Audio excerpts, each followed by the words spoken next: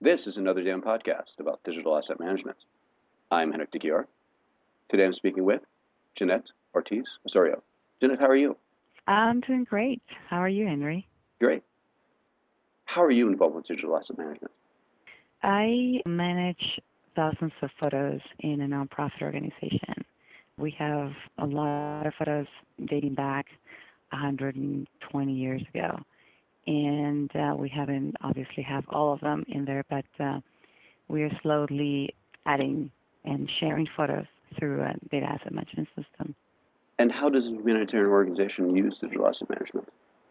We use it to have central repository, a central place everyone from internally or externally or anywhere around the world or any time zone can access and repurpose the photos.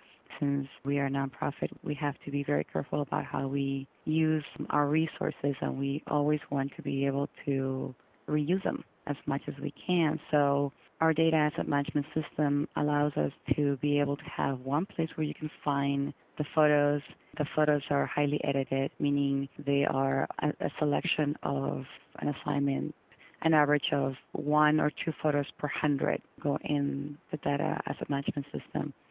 And we add information on every photo that will tell the user where the photo comes from, the copyrights on the photos, and the rights usage on the photos.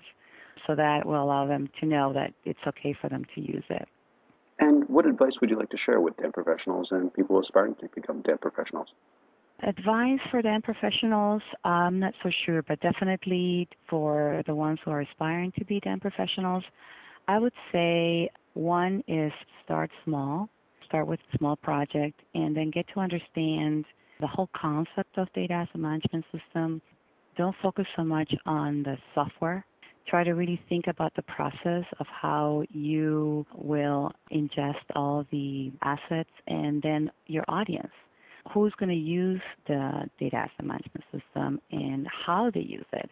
Not everyone uses the DAM and the same way, or look for, in my case, for photos the same way. For example, graphic designers look for graphic elements in the photo, and maybe other users will look for images by the specific photographer who took it or specific event. So you have to kind of design and think about how people are going to look and find things in order to design that way. So don't focus so much on the software, but again, the process and how your people are going to be using the system. And then you will tweak it, eventually try to make it as flexible as possible, and also try to work with the standards that we have right now in terms of IPTC standards and other standards, so you don't have to be having to reinvent the wheel again and again. Great points. Well, thanks, Jeanette. Oh, you're welcome. It was great talking to you. Thank you. For more on this and other digital asset management topics, log on to anotherDAMblog.com. Another DAM podcast is available on Audioboo, iTunes, and the Tech Podcast Network. If you have any comments or questions, feel free to email me at anotherDAMblog@gmail.com. Thanks again.